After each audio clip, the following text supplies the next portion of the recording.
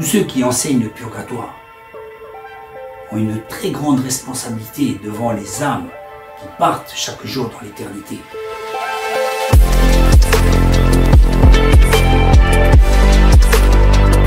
La notion même de purgatoire incite les personnes à ne pas se repentir, parce qu'ils ne pas se convertir, de ne pas changer de vie. Ce qui est intéressant à constater, c'est que la notion de purgatoire vient conjointement avec la notion de péché véniel. La notion même de péché véniel et de péché mortel est une hérésie. La Bible nous parle de péché, point barre. Il n'y a pas de petits péchés, de grands péchés, de péché mignon, de péché ceci, de péché bisou, de péché... Non, mais c'est pas possible. Le péché, c'est le péché. La repentance n'est pas une option, c'est une obligation. Ça induit donc automatiquement notre propre jugement, à savoir ce qui est bien ou ce qui est mal. Ce qui est mal ou moins très mal, ou un peu moins mal. Ainsi, nous pourrons voler que 100 francs ou 200 francs, ou faire des petits larcins minimes, et nous penserions que c'est des péchés véniels. Même en volant 10 francs seulement, c'est toujours un vol. Et c'est en cela que cette notion de péché véniel est très dangereuse.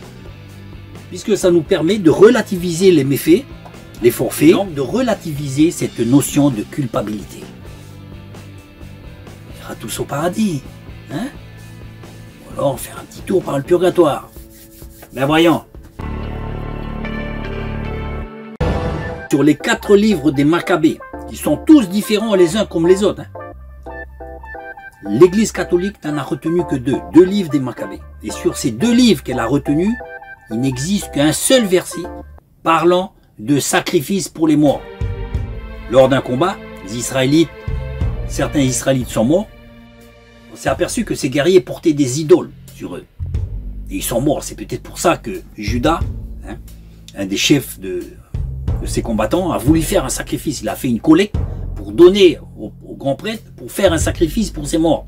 Certainement qu'il a vu qu'ils avaient des idoles et qu'ils auraient été en mauvaise, en fâcheuse position dans l'éternité. Sauf que dans la loi juive, il n'existe aucun cas de sacrifice fait pour les morts. Ça n'existe pas. Et c'est pour ça d'ailleurs que le canon juif n'a pas retenu ce livre qui est apocryphe. Je me rappelle une personne que j'avais témoigné, il m'avait dit, ben purée, si c'est comme ça, il n'y a pas beaucoup de personnes qui vont aller au paradis. Parce qu'ils se sentaient reprochés, ils se sentaient reprises dans leur conscience. Et ces gens-là, depuis tout le temps, ces gens-là, qu'est-ce qu'ils font? Qu'est-ce qu'ils s'aperçoivent, ces gens? Ils s'aperçoivent que c'est trop dur. Donc non, Dieu il ne peut pas être dur à ce point-là, c'est pas possible. Parce qu'ils n'y arrivent pas. Comme jadis, ils ont vu qu'ils butaient sur des mauvaises actions, des mauvaises tendances qu'ils avaient dans la chair, et qu'ils n'arrivaient pas à faire disparaître, certainement par manque de prière. Alors ils ont inventé ce purgatoire, pour essayer d'adoucir la conscience.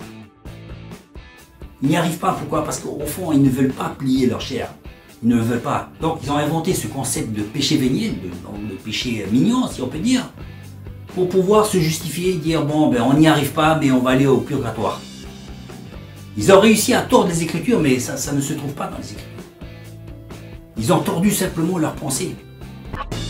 La repentance n'est pas une option. C'est une obligation. Le purgatoire et la repentance se trouvent sur la terre. Après, c'est trop tard.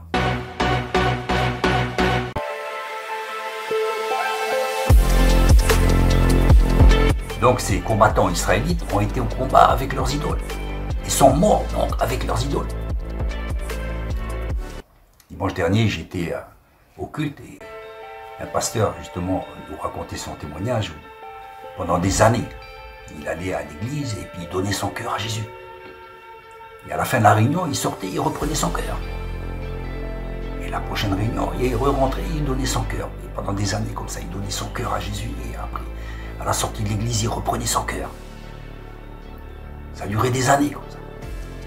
Ainsi, du temps des anciens Hébreux, la chose était pareille. L'homme de tout temps a toujours été le même.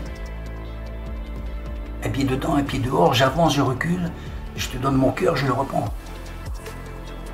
Et cependant, le jour du combat, ils sont morts, avec ces idoles sur eux. Les dés sont jetés, le ciment est figé, il est séché.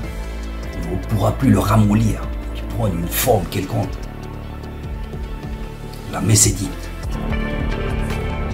On s'imagine les Hébreux du temps du roi David, de Salomon, du temps des anciens prophètes, commettant tous à l'Éternel et allant au combat avec l'Éternel dans le cœur. En fait, c'est comme aujourd'hui dans les églises, où il y a des personnes qui fréquentent les églises mais qui ne sont pas converties.